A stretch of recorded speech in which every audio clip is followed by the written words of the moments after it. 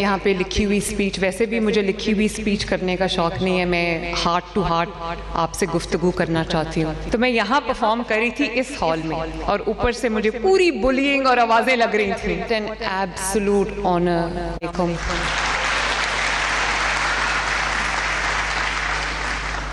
What an absolute honor, what an absolute pleasure it is to be here today. मैं बहुत सारे universities में जाती हूँ, कभी होनहार स्कॉलरशिप्स के फंक्शंस में, कभी लैपटॉप्स के फंक्शंस में, कभी वैसे बच्चों से मिलने। लेकिन मैं एक बात बताऊँ आप सबको कि आज जो फीलिंग मुझे यहाँ आके हुई, वो फीलिंग मुझे आज तक कभी नहीं हुई।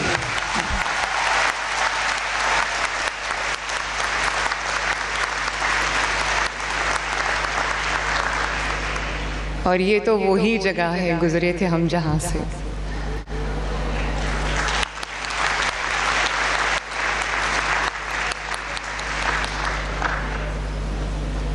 बहुत पुरानी बात लगती, अब तो 1989 एंड 90 आई वाज हियर। मैं एफएससी कर रही थी यहाँ से। उसके बाद मैं चली गई मेडिकल में। My mother wanted me to be a doctor, लेकिन I never wanted to be a doctor. तो अपनी वालदा के कहने पे मैं चली तो गई, लेकिन साल बाद उन्होंने मुझे कहा कि बेटा तुमने जो करना है तुम वो करो। फिर मैंने मास्टर्स किया इंग्लिश लिटरेचर में।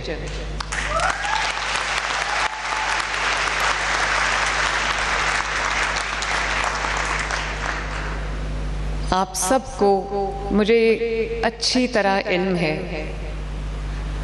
कि आप लोग बहुत सारी मुश्किलात, डिफ़िकल्टीज़, डिफ़िकल्ट सिचुएशंस के साथ, चैलेंजेस के साथ डील करके आज यहाँ तक पहुँचे हो।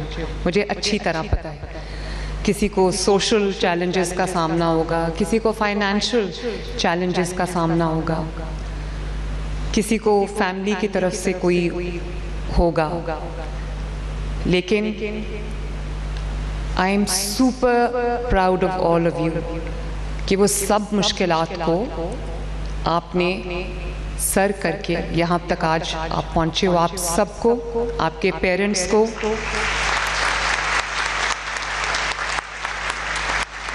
आपकी यूनिवर्सिटी को, आपके असातिज़ा को, सबको मेरी तरफ से बहुत बहुत मुबारकबाद और आप सबको बहुत शाबाश।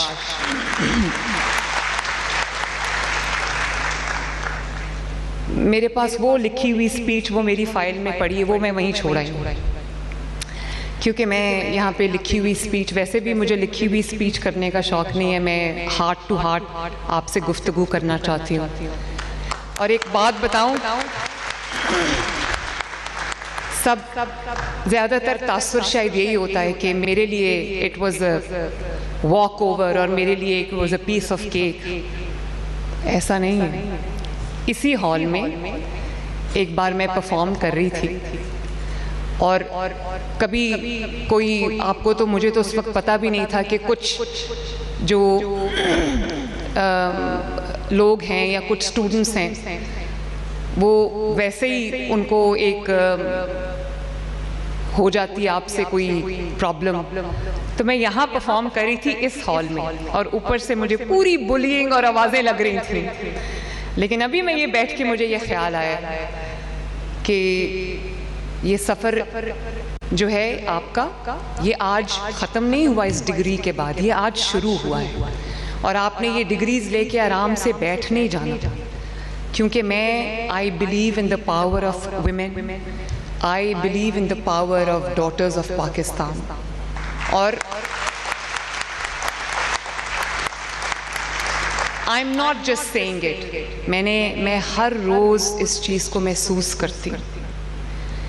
आज आपके सामने माइनस माई पर्सन, मैं कौन हूँ उसको छोड़ दें, लेकिन क्या ये एक ख़वातीन के लिए फ़ख्र की बात नहीं है कि पाकिस्तान की पहली women chief minister is from Lahore college women university.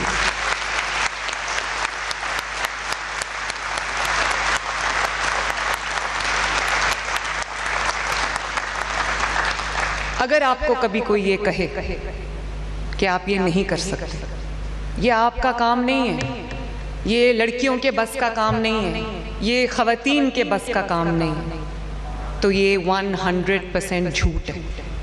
आपको पता है कि मैं एक ऐसी फैमिली से आई हूँ जिस फैमिली में ख़वातीन जो हैं एक बहुत ईस्टर्न वैल्यूज़ वाली फैमिली है, ईस्टर्न ईथॉस वाली फैमिली है, जिसमें ख़वातीन को इज़्ज़त तो बहुत दी जाती है, लेकिन उनको प्रेफर किया जाता है कि वो अपने घर के कन्फाइंस में रहें।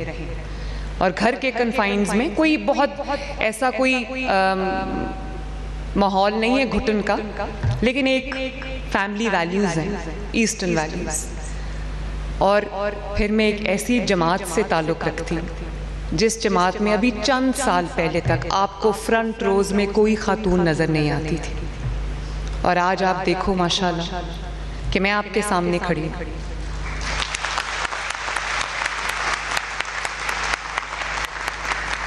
आपकी पंजाब कैबिनेट में ये अज़मा बुखारी बैठी हैं, सानिया बैठी हैं, और लोग बैठे हैं, ख़वातीन मिनिस्टर्स हैं, और सबसे मेहनती ख़वातीन मिनिस्टर्स हैं। अज़मा बुखारी कहाँ है? वो देखो कैमरे के पीछे खड़ी है। She is not sitting here as a VIP। वो उसका काम है इंफॉर्मेशन मिनिस्टर का, वो कैमरे के पीछे खड़ी थी।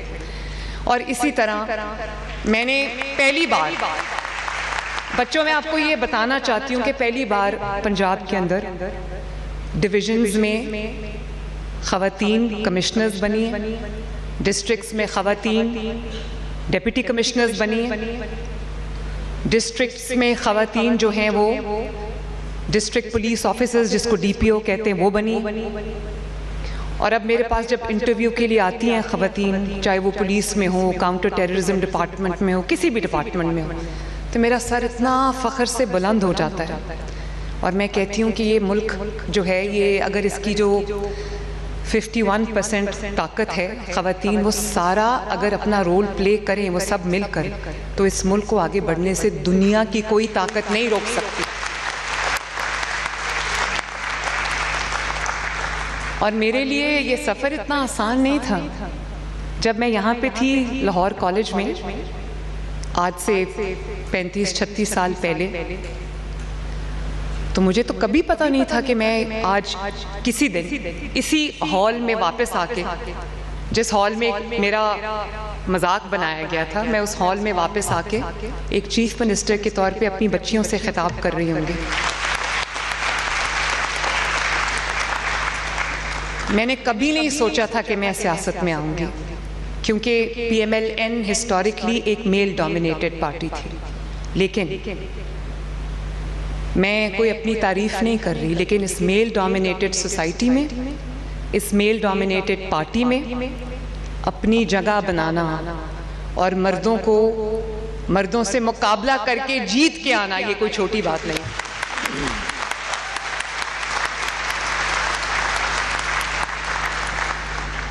और जब मैं चीफ मिनिस्टर बनी, क्योंकि पंजाब में या किसी भी प्रोविंस में कभी कोई खातून चीफ मिनिस्टर नहीं रही, तो मेरे अपने लोगों ने कहा कि ये कैसे करेगी, ये काउंटर टेररिज्म डिपार्टमेंट कैसे चलाएगी, ये ब्यूरोक्रेसी कैसे चलाएगी, ये जो माफियाज हैं उनको कैसे कंट्रोल करेगी, ये पुलिस को कैसे कंट्रोल करेगी।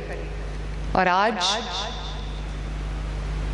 आप सब इस बात को समझेंगे और हम सब के लिए सेलिब्रेशन का मकाम है कि एक खातून ना सिर्फ काउंटर टेररिज्म डिपार्टमेंट चला रही है, ना सिर्फ पुलिस डिपार्टमेंट चला रही है, ना सिर्फ ये कि पंजाब के 15 करोड़ आवाम का सूबा चला रही है, इंफ्रास्ट्रक्चर बना रही है, हेल्थ पे काम कर रही है, ट्रांसपोर्ट पे काम कर रही है, इकोनॉमी पे काम कर रही है,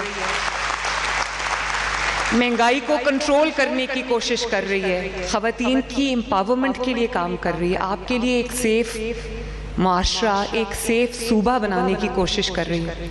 आपको पता है कि पर्सनली हर रोज़ सबसे ज़्यादा मेरा किस चीज़ पे फोकस होता है और सबसे ज़्यादा मेरा किस चीज़ पे मेरा टाइम जो है वो सर्फ होता है, वो ये है कि अगर मुझे पता चल जाए कि किसी खातून के साथ कोई बाज़ार में चलते चलते किसी रास्ते में सड़क पे किसी खातून के साथ छेड़छाड़ हुई है, या किसी खातून को हरासा करने की, हैरेस करने की कोशिश की गई है, या किसी खातून के साथ कोई ज़्यादती हुई है, बेहुरमती हुई है, तो मैं जब तक कानून के शिकंजे उस तक ना पहुंचे, क्रिमिनल तक, मैं आराम से नहीं बैठती।